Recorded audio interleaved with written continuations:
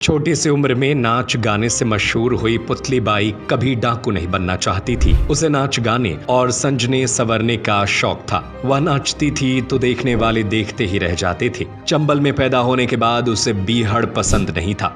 डाकू सुल्ताना के प्यार उसे बीहड़ ले गया। न चाहकर पुतली बाई खूंखार डाकू बन गई। कहा जाता है कि बीहड़ में भी संजने संवरने का शौक हमेशा पूरा किया। जो तैयार करते हैं आने वाली पीढ़ियों को, उन्हें हमारा सलाम। देश के शिक्षकों के लिए खास ऑफर, 4000 रुपए तक प्राइज बेनिफिट। सेंट्रल हीरो सागर। वो शराब की भी शौकीन थी। पुलिस ने उसे मुखबिर बनाकर डाकू सुल्ताना के पास भेजा, लेकिन वो डाकू सुल्ताना के प्यार में पड़ गई।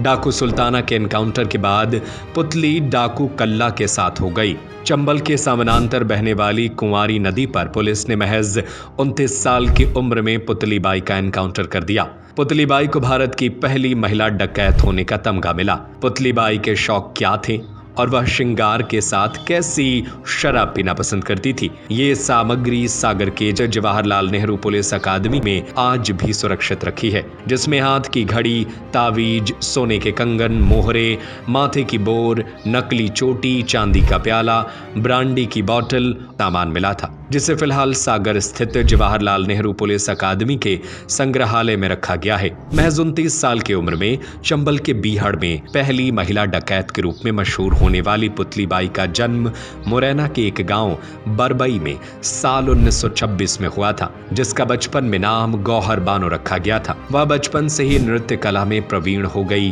ग्वालियर, चंबल के अलावा आसपास के इलाकों में पुतली बाई का जलवा था। कहा जाता है कि पुतली बाई नाचने के दौरान काफी तेजी से करतब दिखाती थी। लोग कहते थे कि आंखों की पुतली की तरह चंचल है, इसलिए इसे पुतली बाई कहा जाने लगा। पुतली बाई ने दतिया में एक रात में 11 लोगों को पुलिस के मुखबिरी के शक में मार डाला था। एक पुलिस मुठभेड़ में पुतली बाई बुरी तरह से जख्मी हो गई और उसका बायां हाथ काटना पड़ा।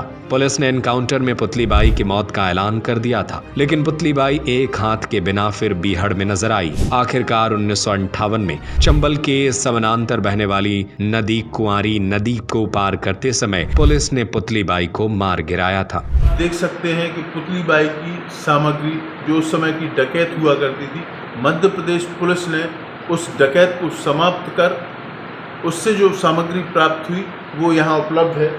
जैसे ये आप देख रहे हैं कि उसका एक ताबीज रखा हुआ है, 2 सोने के कड़े, ये हाय जो उस समय अद्दी मोहर चलती थी पहनती थी, ये चांदी का कटोरा, ये कांच, ये घड़ी, ये राइफल साफ करने की कुंतरू, ये शराब की बोतल।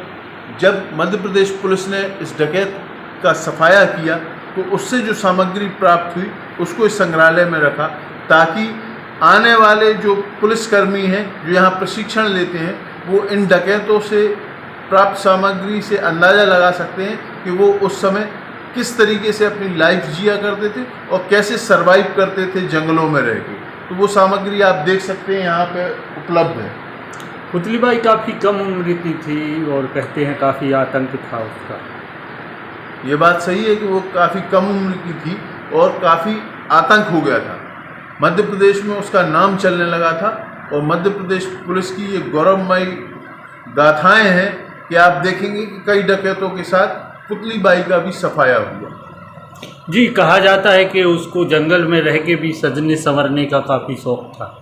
ये तो आप उसकी सामग्री देख के ही अंदाज़ा लगा सकते हैं कि सोने की कड़े, मोहरे जो लोग ताबीज़ के रूप में पहना करते थे, चोटी है, ये बात तो सही है कि वो उस समय सजने संवरने का काम करती थी। जो तैयार करते हैं आने वाली पीढ़ियों को, उन्हें हमारा सलाम। देश के शिक्षकों के लिए खास ऑफर, 4000 रुपए तक प्राइज बेनिफिट। सेंट्रल हीरो सागर।